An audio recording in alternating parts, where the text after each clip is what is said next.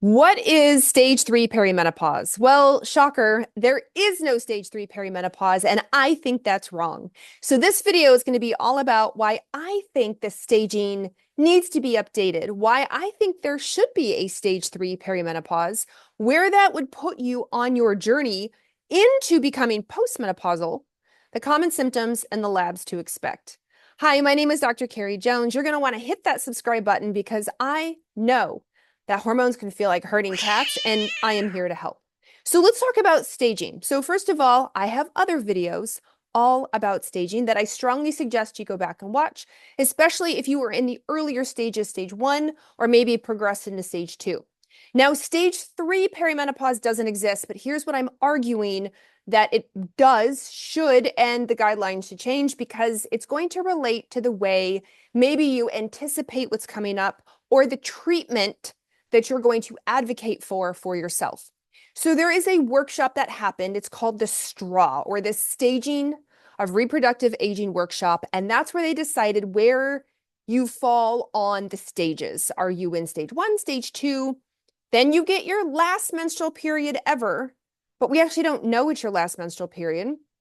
Then they put you in the camp of postmenopause, except you have this 12 months that you don't know that was your final menstrual period. It's like the song, The Final Countdown. Like, we don't know that we're there as women until we hit the 12-month mark. So we get our last period, we go 12 months no period, and on our 12th month, we're considered menopausal. The next day, we're considered postmenopausal. I know, it's crazy.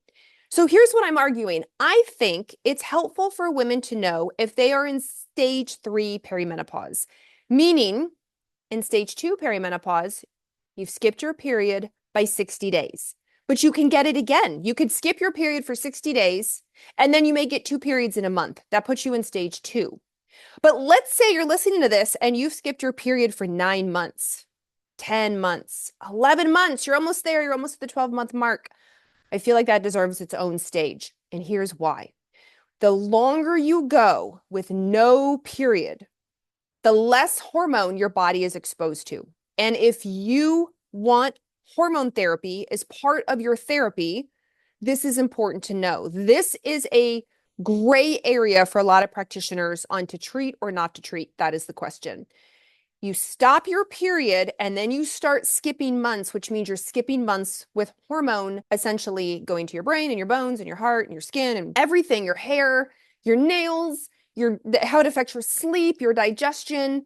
But if you knew, or if it was taught, hey, the more months you start skipping, the less estradiol, which is your main estrogen, and the less progesterone, which is your other hormone that helps a lot with calming and makes sleep and makes for easier periods, the way less exposure you're going to have.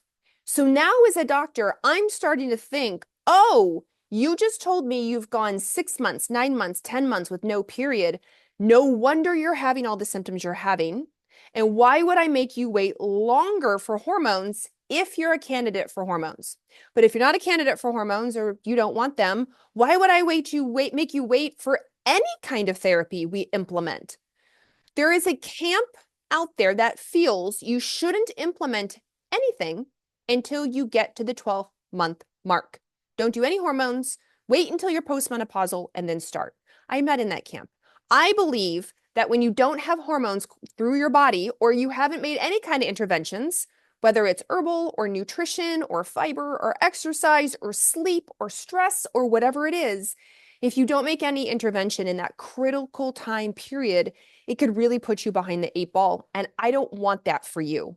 I want you to be going through this transition thriving, feeling good, right? Knowing you're going to come out the other end, kind of like, the caterpillar goes into the cocoon and comes out like a butterfly. The problem is when the caterpillar's in the cocoon, we don't know if that sucks. We don't know if that hurts. Like, we have no way of asking the caterpillar, like, hey, when you're like mushy, how's it going in there? And that's how it can feel in perimenopause. You're the caterpillar, you go into the cocoon for those 12 months, except we know that for a lot of women, it is not fun. It hurts. There are a lot of symptoms. So why don't we go ahead and address them? Why would we wait until you hit the 12-month mark?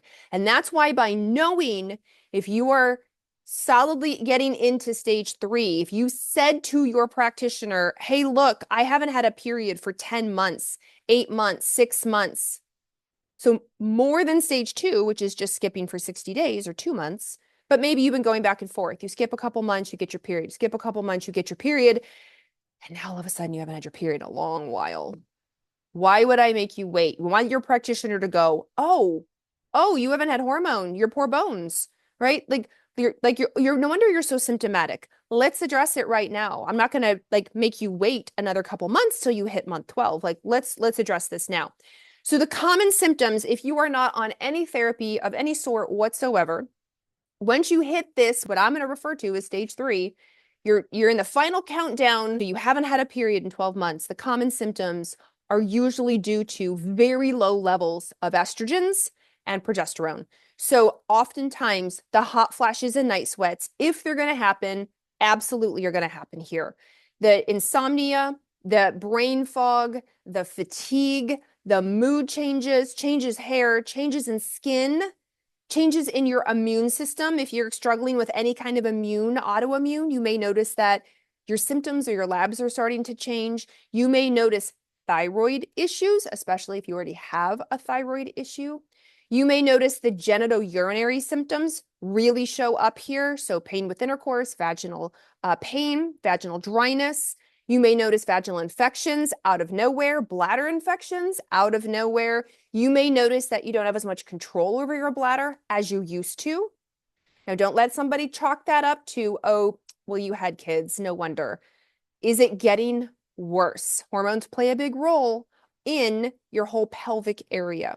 You may notice the joint pain and the muscle pain. There is a paper out that came out 2024 talking about the musculoskeletal syndrome of menopause because of the decline in estradiol and its effect on your joints, on the fluid around your joints, on your bones, on your muscles. So you may notice, like in this part where you're really skipping periods, things kind of suck if you haven't had any intervention. And that's why by understanding like, oh, I am in stage 3, things are probably really at the lowest of the low for those hormones.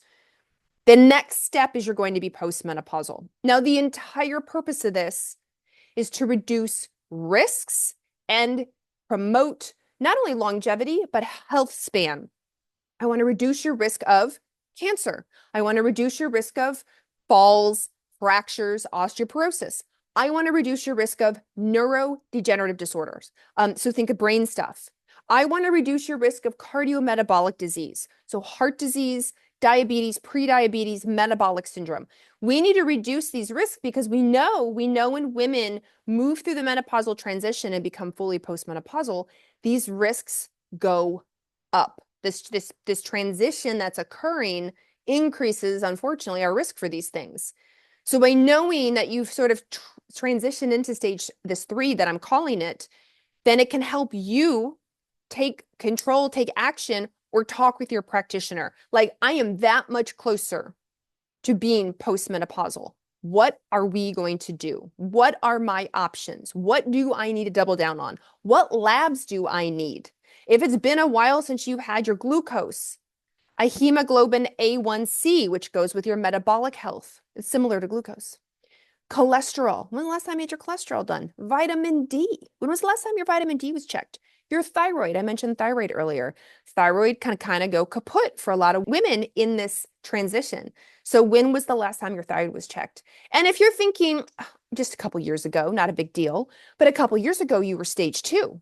Now you're moving through those 12 months of no period, and we have to take it a lot more seriously. So now you're going to start asking your practitioner of like, hey, I need some lab work. And in fact, I have an entirely free ebook all about lab work that you can just have so that you can go through and see which lab work you may need is basic, what you may need is a little more advanced. And it'll be helpful to have these talking points when talking to your practitioner or if you're ordering your own labs, which some labs allow you to do. So you are welcome to grab that free ebook.